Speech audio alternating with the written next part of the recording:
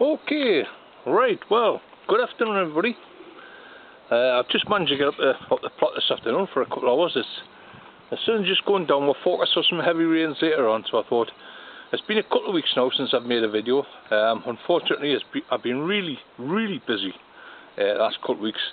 I'll explain later on in the video when we get farther down towards the bottom of the tunnel.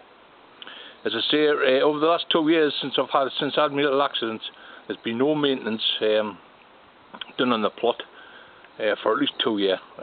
So what I noticed last week and the week before was there was a load of rotten timbers on the front of the polytunnels, and the doors were just not standing up to the weather. We've had 3 or 4 really bad storms over the last couple of years, and of course the polytunnels have taken a bashing, and so I've decided over the last 2 weeks to start work on them. I've done quite a bit of work on the bottom, on the first polytunnel. I've pulled all the door off, renewed all the extensions in the door, renewed all the sills, and put the new netting back on, and just draped the old polythene as best I can back over it until next year. And of course, what we'll do next year, we'll change the polytunnel cover. I'm not going to change it this year because we're too far into the season now. As you can see on the top of it, I've got all the debris netting because there's a big rip right along the top of the polytunnel.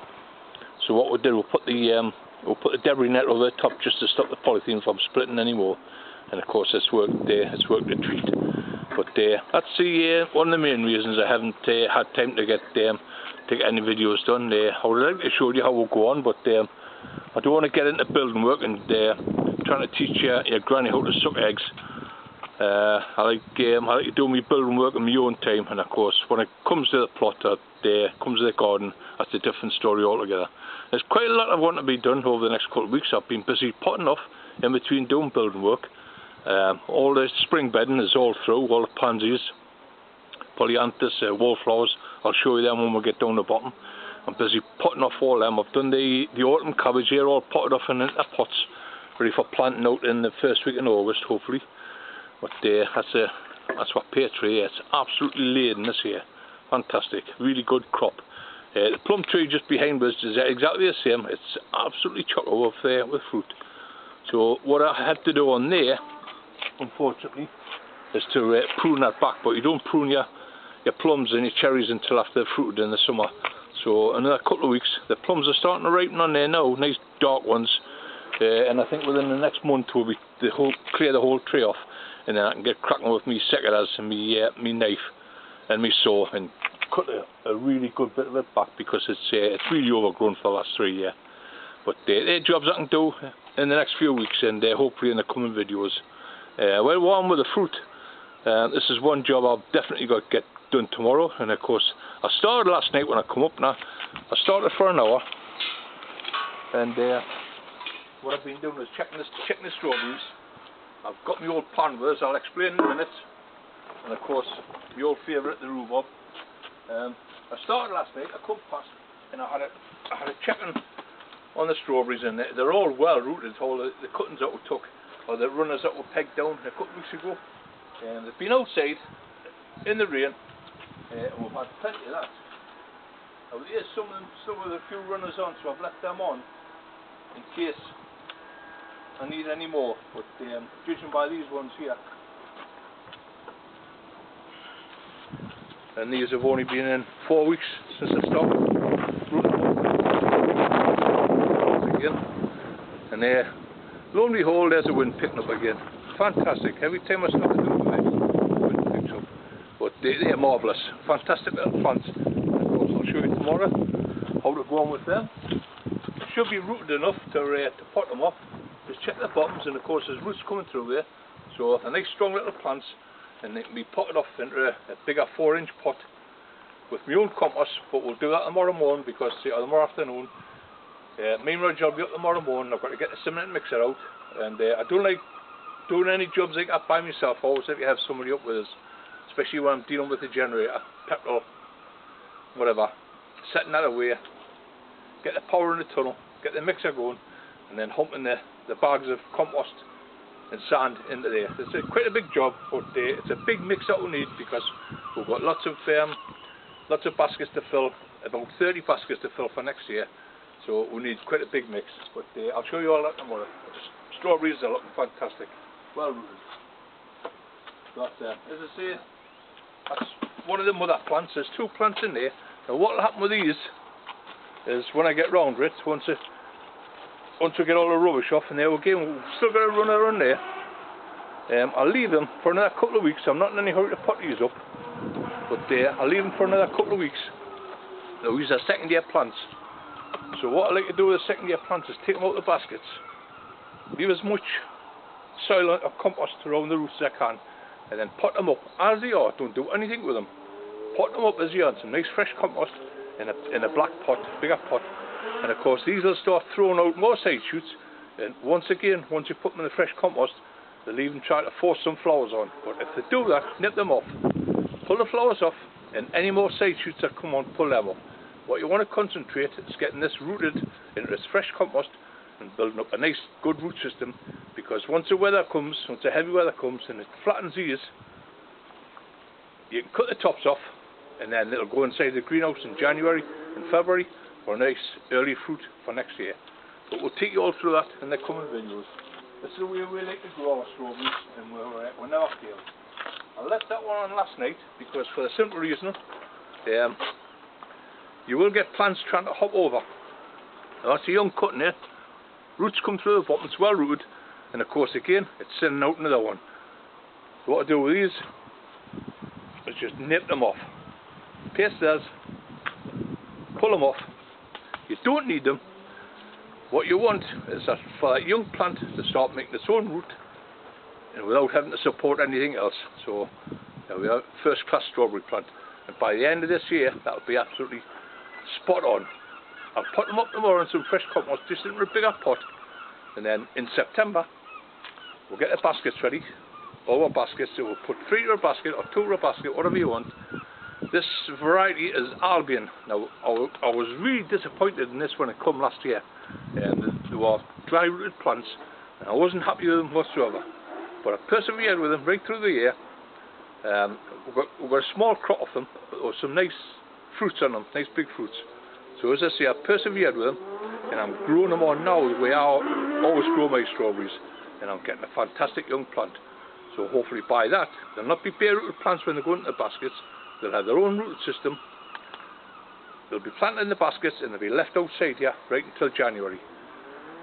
You know how I do my baskets, I'll show you all that later on. I'll line them with a plastic bag, but it's easy enough, just tilt them on the side. If you're going to have any heavy rains, tilt them on the sides, and the excess water will just run off the baskets, so they'll not get flooded and they'll not get drowned. But first class strawberries for next year, just follow over the next couple of weeks and I'll show you how to go on. Right, so I'll get them out of the way and we'll finish off them tomorrow when we get the mix made up. What I've been doing this afternoon is picking a bit of rhubarb. And of course one of my favourite fruits, rhubarb, I love it. Not only do I get a great rhubarb crumble or rhubarb pie from the wife, I get the leaf. Now this is one of my best sprays for this. I've used it for years, never have any problems. So what I do, a couple of leaves, wrap them up. I use the same kit every time. So I'll pick another nice piece of rhubarb. Growing really well this year. Bit touch and go at the beginning of the year because it was really dry up here in the northeast, right from March right through April, really dry, so it took a long time to start off. But looking at it now, the rhubarb's massive. I'll take a few stems of that down, and I'll persuade the missus, tell her I had to rip a few leaves off, so the rhubarb will come in handy for a crumble. That's one, that's two. Take another one. Really nice long stems. So what I've got 3 really good leaves. Now if I press that into that pot, now you don't have to use a pot like that. Depends on how much mix you want and what sort of mix you're spraying on. I'm spraying the Chrysanthemum there because they've got a bit of leaf miner on them. They had a bit of green fly on the bottom. That's about the green fly, but the leaf miner, I want to shift that because it can be a bit of a nuisance and it can discolour the leaves.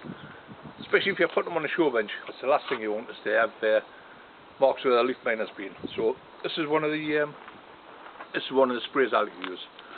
So my pan, as I say, it doesn't matter what size pan you use. You want to use a third. If you're just using a cup, you want a third of a cup or a third of a pan. So I'll fill that a third full, and you want 3 times the amount of water to the leaves. So I'll fill that right at the top, fresh water, put it on the gas and start boiling it away. Once it comes to a boil, turn the gas down to a rolling boil and let it roll on for about 20 minutes. And by then, you should have a nice real juice. Strain it off like I did with the garlic. Just an old pan. I've got an old pan in there, put a bit of muslin cloth over, tip everything through the muslin and you get a nice juice, really good juice. Strain it, and then you want a third. You want 1 to 3 is what I use in the mixture. By the time you boil this down, you should have enough in the pan just to make a nice mix for a litre to a 2 litre spray. So I'll boil it down, let it roll for about 20 minutes, strain it, let it cool off, into the spray with a good couple of drops of washing up liquid. Once again, washing up liquid, always use it because it helps the rhubarb juice stick to the plant, helps it adhere to the leaves. That's the only time I use it. When I use it on other mixes, what the washing up liquid does, it makes all the other ingredients that you put in. Like when I do the baking soda, the Epsom salts, you put all that in, add it to your soap for it, and it mixes it all in, makes it all bind together. And that's exactly the same with the rhubarb. If you just put the rhubarb juice in the water, it's going to run off it. You add a little bit of soapy water to it, mix it up, and it's well mixed in. By the time you spray it on your plants, it sticks onto them leaves. It's a first class organic pest control. Just be careful with it because it is a poison, rhubarb leaves. That's my tip for that. I'm not going to show you how to make a rhubarb crumble. The rest of that I can't do. That's one thing I'm not going to be showing you on my videos. So I'll get myself away down home, stick that in the gas, or I could do it in the shed tomorrow morning while me and Roger's making the mix up. But that'll go down for the wife. That's her department. Make a fantastic rhubarb crumble. Anyway, we'll get ourselves in because it is getting a little bit chilly out here. Strawberries are fine. The outside here, I've got loads along there in the benches, absolutely stacks of them. So we're going to have to really crack on and just I'm just going to turn this on. I've had a massive bonfire here the last couple of days, burn all the timbers that we had off that I brought off the Polytunnel. Absolutely tons of them. But, just along there you can see the plums, or I hope you can. See the plums just hanging there on the branches. The branches are hanging right down to they're nearly touching the garden. We've had some fantastic raspberries, if you can see on the far end there. I've had loads of raspberries off. And of course the plums, they're going to be the next one. But yeah, there's the strawberries all online there in the benches. There's about 40 or 50 young runners there now, and I'm over the moon with them. But we'll crack on with them tomorrow. We'll get the mix made up, and we'll get them potted up into the bigger pots, ready for it to go into the baskets in September. Okay, I think we'll just put off inside into the Polytunnel and see how we're getting on there, okay?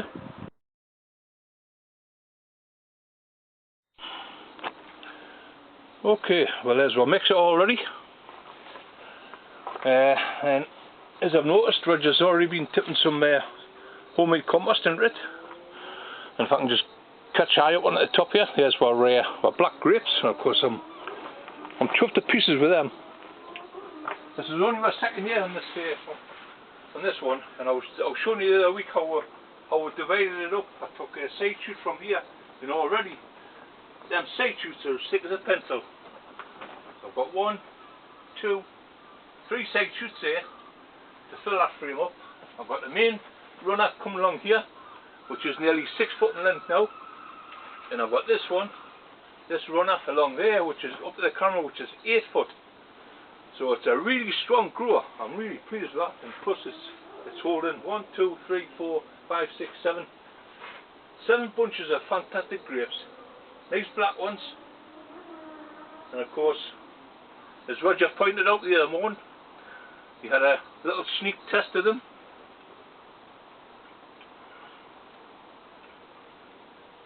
A little bit tart at the moment, but what a fantastic grape. I'm over the moon. I'm over the moon with them. Now I've got a couple of young cuttings from them. One I'll be taking down home. I'll be setting a grapevine up down home on the fence, and two I might even set one in the greenhouse.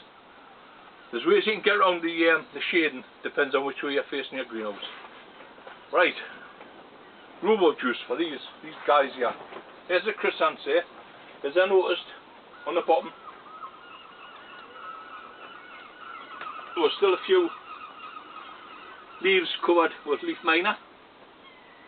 I haven't paid much attention to these over the last couple of weeks, but I've been busy on building, putting new door frames and that in. But these are just little root side shoots that's coming off the chrysanthemum, and no doubt if you're short of if you're short of stools yourself, you can easily take some lovely little cuttings from them, and they'll be rooted in a couple of weeks' time in this heat. I've showed you how to take cuttings. It's an easy enough job to do. Just taking a piece off like that, ripping away that bottom leaves off, leave a little 3-finger shoot, and just below a leaf node, I like to leave mine about 3 or 4 inches, just cutting it there, or snap it off. There's the leaf node still on. There's a fantastic cutting. Stick it in, really well drained compost, plenty of sharp sand, bit spray every other day, and that'll root within 7 to 8 days, no problem in this heat. Yeah, first class cuttings. But what I want to do with these, as I say, I've neglected them the last couple of weeks. What I need to do is to start going through them and tying them up. I might just have to turn this camera around and face it. Oh, I think it's a bit too much. Face it in towards me here. But you can see these absolutely first class stems here. I've got 3 on that one there. I like to flower mine 3 up, not too much. This is absolutely marvellous. This 3 lovely ones on there. They just need a little bit support, a little bit tying up. But once again, what I've got to do is to go along the tops, and where the side shoots are coming out, these need to come off. Now, like little in-between suckers, you need to take them off, because on the top, your break bud, will be shown on the top. But it's not yet on that one. Oh, there's a small bud on there, so I'm going to take them little side ones away, in between the nodes, because what you want to be left with is just a bud on the top of here. All them little side shoots, even them, you can root them if you need more stools. Once again, I just work my way up, take all them little side shoots out in between the nodes. This is a job I should have been keeping an eye on the last couple of weeks, but we've been busy building whatnot. No, that's fantastic. There's a bud there. The bud's just coming on there, so I'll nip them little side shoots out, and that means it's just a bud on the top there. But they're great. I'm really pleased with these. There's 1 or 2 of them got a bit leaf miner on, and that's what I've got to watch for.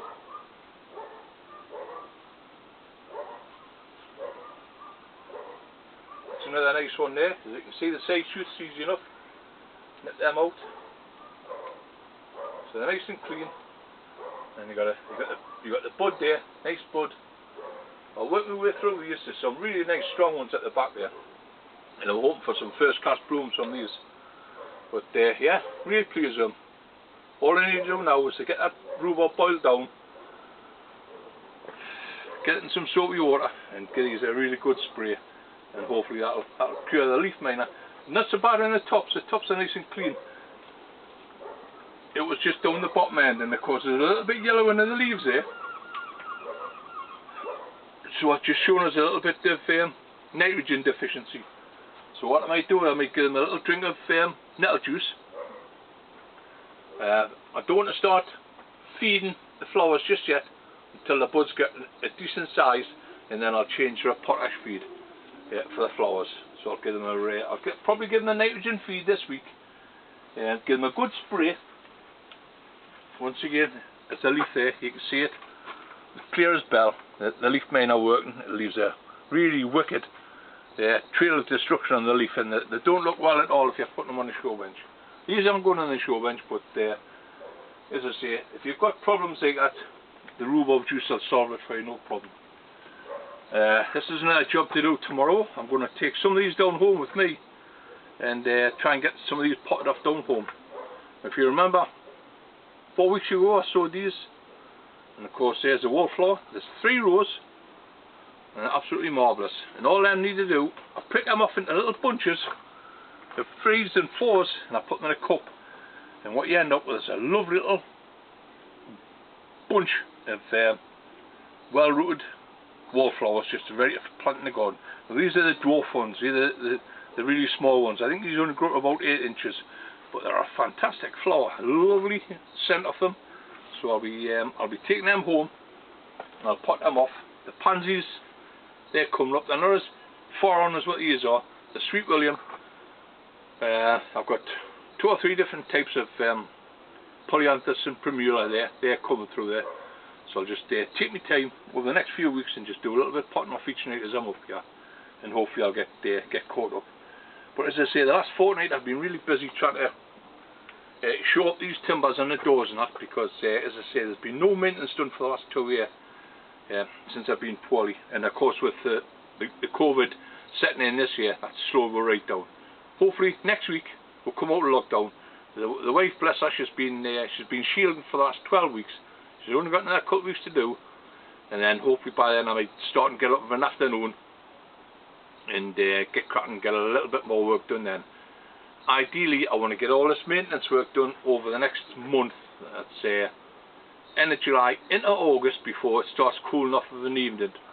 Once it starts getting too dark of an evening, I don't like coming up too late. I like to be up around about 3 o'clock in the afternoon before it gets too dark. But hopefully if I get all the maintenance done by then, I'll be well chuffed. That means I can spend a lot more time working on the plants and the young plants, getting them all ready, housing them up, the baskets, the strawberries, getting it all ready for next year. I know it's been a bit hitty-missy this year, but hey ho, it is what it is. You know, we've done the best we can this year with what time we've had and everything else that's been going wrong. But hopefully we're going to look forward to a better year next year. But yeah, that's it for the time being.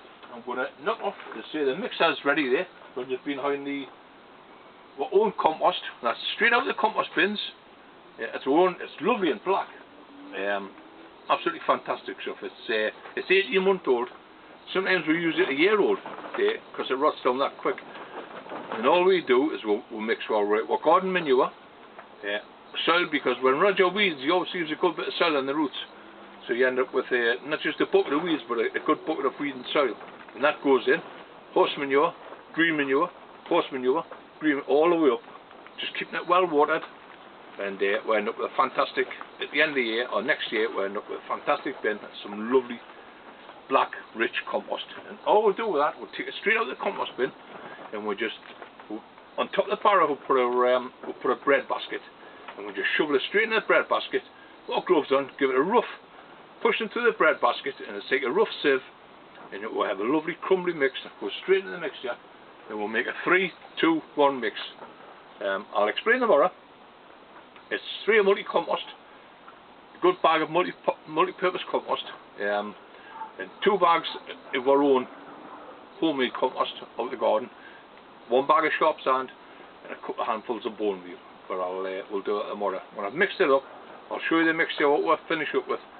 And I'll show you how you can make a smaller mixture up in the top of the polytunnel. If you haven't got the facilities what we've got, like cement mixers, and you don't want to make it big as mix up as what we do, I'll show you how we make an easier mix up just using a couple of small pots. Quite simple to do, but it's a fantastic mix, and we pot everything off in the same mix. I think I've used this mix for about 15 years now, and I can honestly say, touch wood, I've never had any problems with it. It's just, it's organic, there's nothing else added, no chemicals, nothing, straightforward, and it's just a good feed for the plants, and it just gives them that good boost, building the roots up before you plant them outside or plant them into the polytunnels. And as I say, it works for me, so I don't change it. If it's not broken, don't fix it. End of story. So I'm going to crack on now. I'm going to sort some pots out, some boxes for taking home. because what I want to do is tray these wallflowers down with us, and when I'm sitting down home tomorrow afternoon, when the missus is in, I can sneak out in the greenhouse, pot these off into the cups, and then bring them back up on my trolley tomorrow night, up to the plot, and these will go under the bench outside, under the benches, and they'll sit there until you want to plant them out September time, late September, early October. We get them in the ground. They've got a good chance to get rooted before the heavy weather sets in, and you've got a first class plant for springtime. Now some of the pansies I like to winter sow them. I like to sow them a bit later, so I'll be putting some more in. Maybe it's beginning of August, into the middle of August when I sow me spring cabbage. I'll be putting some more pansy in there. But what I do with these pansy, I overwinter them, put them in pots, and they'll stop in the polytunnels all over the winter, and then I plant them up in the springtime. That makes sure you don't lose any. I know people like to get their baskets that filled up from about September, October time, so they get a nice display. But if you get a heavy winter and you lose a lot of your plants, it means I've got some of the polytunnel all ready to replace them, and that's where we like to do it. But for the time being, I'm going to knock off, get me bits and pieces sorted out, and get myself way back down home, and I'll get the rhubarb mix made up so I can get these sprayed, nice and clean, and we'll crack on with the strawberry mix tomorrow. Okay, so I'll see you all again on the plot tomorrow. Bye for now.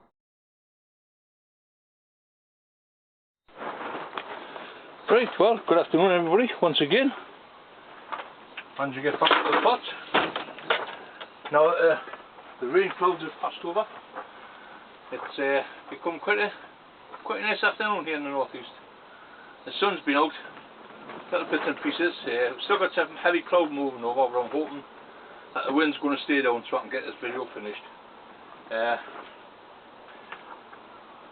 We all finished off last night, or yesterday afternoon, as the strawberries, and of course I'm over the moon with these first class little rooted runners.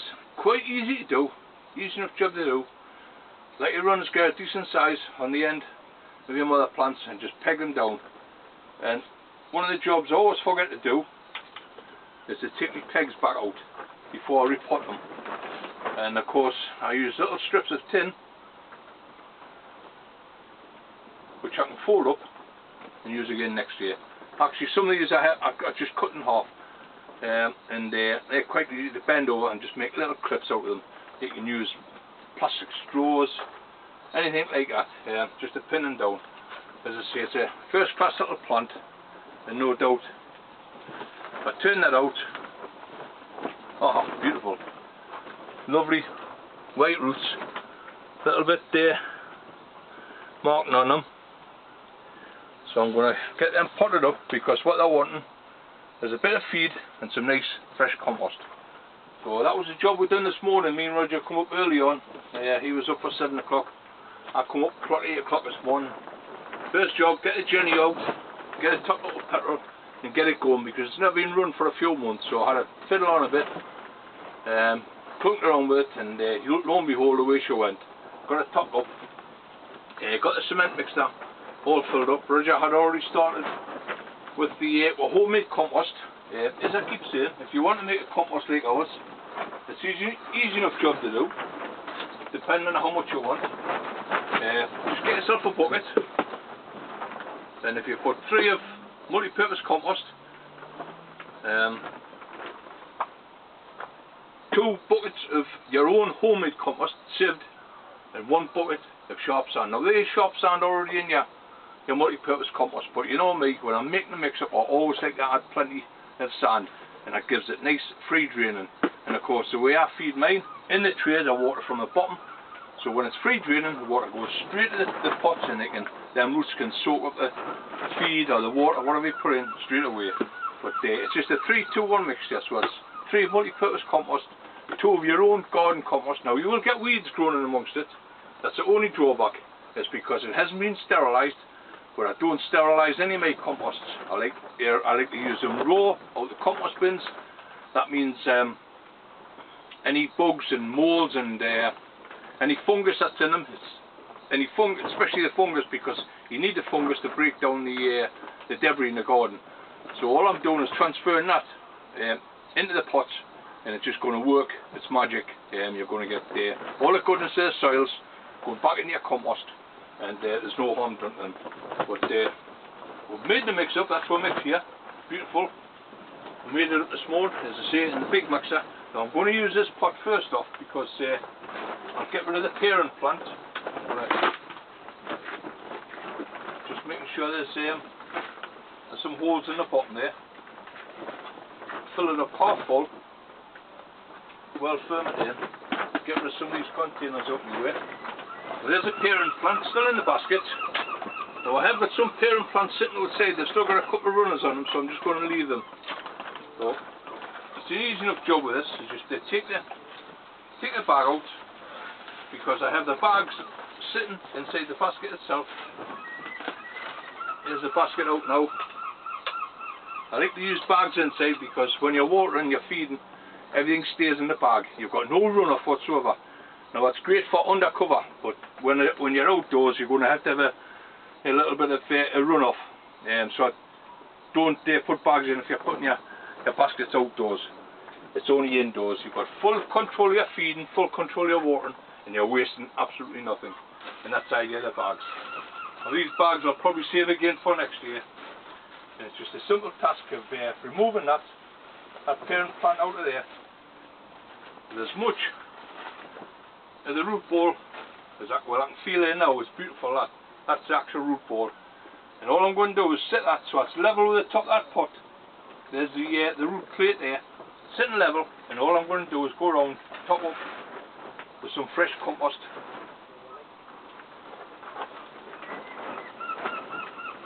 Pat that down, and that's a parent plant.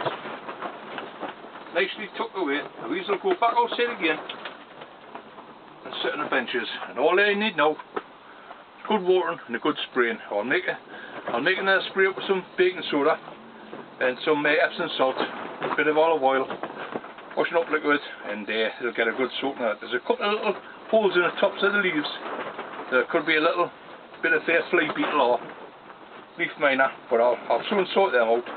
I'll give them a good drink now. They'll run off, and by tomorrow they'll be ready for a nice spraying. I can feed them with a nitrogen. They're good nitrogen feed because there's no fruit in them. What you don't want is to just keep an eye on them, because what they'll do, as you put it into the fresh compost now, what they'll try and do is to start throwing out more runners, and especially flowers, and that's one thing you don't want. As I say, there's a clip again there. Pull the clip out. Down to one side. What you don't want is runners on there, and you don't want flowers, because you're putting in a nice fresh compost. Is bottom of the root there, it's just nice there. What you don't want is flowers on there. You want it to build its root ball up, so it's ready for planting out in September. And that's all I use now. It's just the next step up pot, not too big. You don't want to go mad and put these young'uns into real big pots. Next size up is fine, and once again, this is exactly the same as what I've done with the mother plant.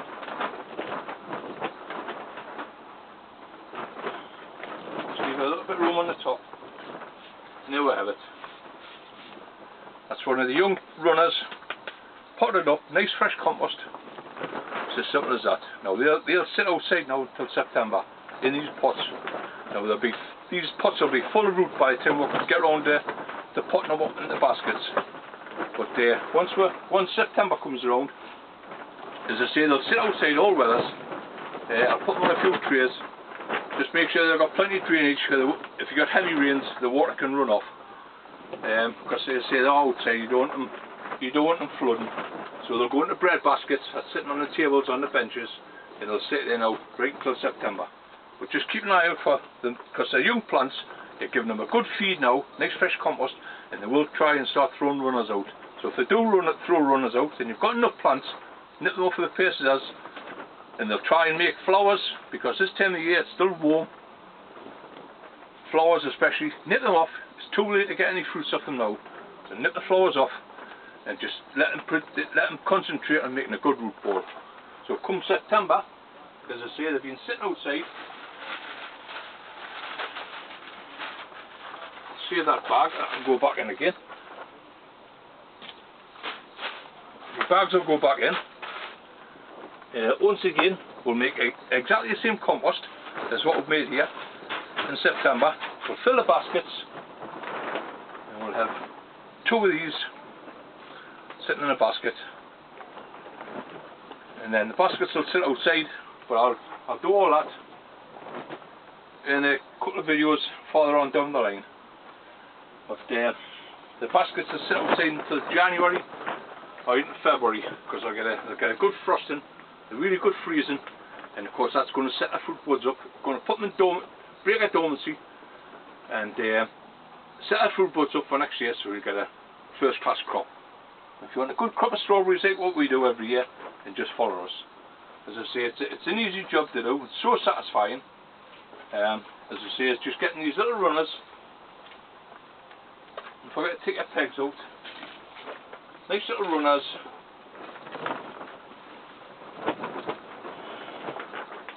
And the wheat, you can feel them. They're really got a first class root ball on them. And these I only started on these about 5 weeks ago, 4 or 5 weeks ago. So we have had some really good warm weather, and they've rooted away really easy. So I'm pleased with them. Just firm that in, really nice and firm. Leave a little bit of a gap on the top of the plant. Once again, the crown is just sitting on the top there. You don't want to bury the crown too deep.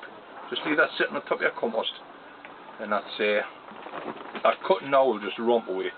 What I'll do with these, I'll get these finished tonight. I've got a dozen here to start on. I'll get these done tonight, get them outside. I'll give them a good feeding of nitrogen, same as a parent plant. I'll give her a good feeding, and then set up. What'll happen with these is they'll stop outside once again until January, February, and then if we decide to bring them inside, we can leave them outside on the benches with just a little bit of cover over them on the back bench. We can leave some outside, or if we want to have some more early ones from the mother plants, we can take the whole pot inside and just put it on the shelves inside the greenhouse. But what these are now, second year plants. Normally after next year, we may put them up again some fresh compost. We'll see how they go, because we don't like keeping our strawberries any longer than 3 years. We'll do a 3-year cycle. So this is our second year after the baskets. We've had quite a good crop on them, not as good as normal, but as I explained, I was a bit disappointed when the strawberry plants arrived. Bare root plants, not a fan of, but that's where the nurseries send them out. And what I have done, I've sent away for some Cambridge favourites. That's the one I had the last 15 years, I think. I ordered them years and years ago, and they grow really well for me. So what I've done, I've sent away, and I've ordered another 2 dozen Cambridge favourite, because they were a fantastic strawberry. Had them for years and years. Never had no problems with them.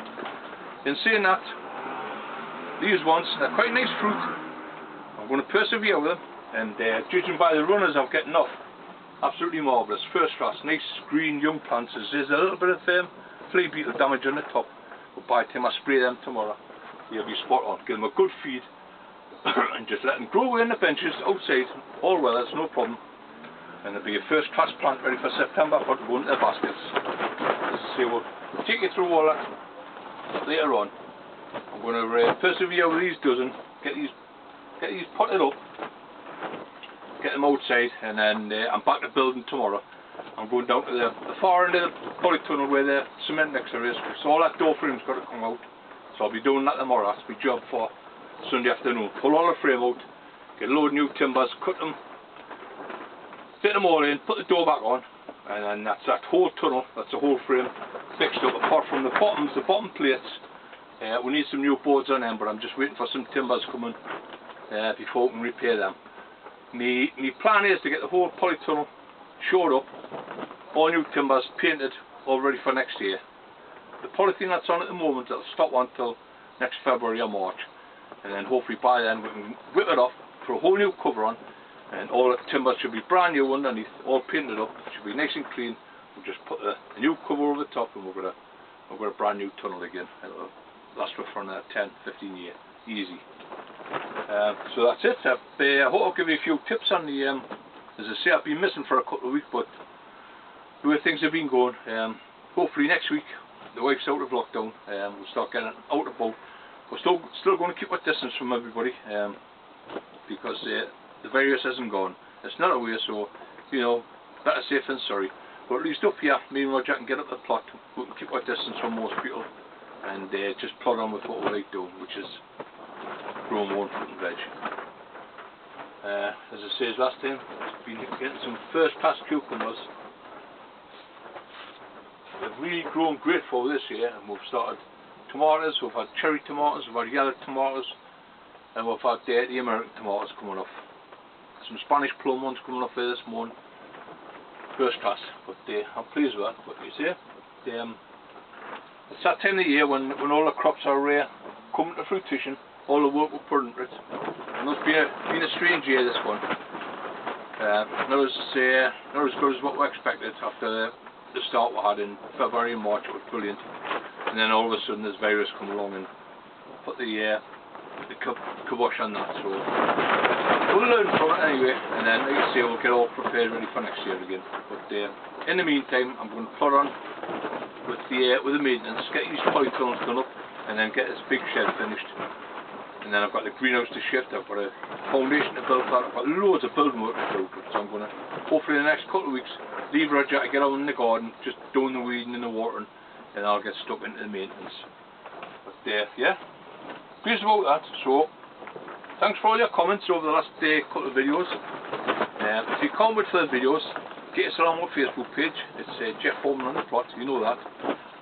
And send our friends request, and we'll get you signed up. I'm on most nights. I haven't had much chance this last couple of weeks to do much reporting, like I say. But I do click on every now and again and see how people's crops are growing, see what people's up to in the gardens. Been some really busy growers, even though I haven't had any shows this year. They're still keeping up. But it's nice to see them. It's nice to see the crops coming on. And once again, it's nice to hear your reports and your comments from down below. So keep on plotting, and hopefully I'll get on again next week, and start another video. I might even show you how we're getting on with polytunnels, building them up. But I've got lots of potting off to do, so I might get a video on that next week. The pansies, the petunias, polyanthus, and of course the wallflowers. I've started putting some of the wallflowers up, but maybe in the next video I'll show you what I'm doing. Okay, so whichever is going, stay safe, and I'll see you all again soon. Bye for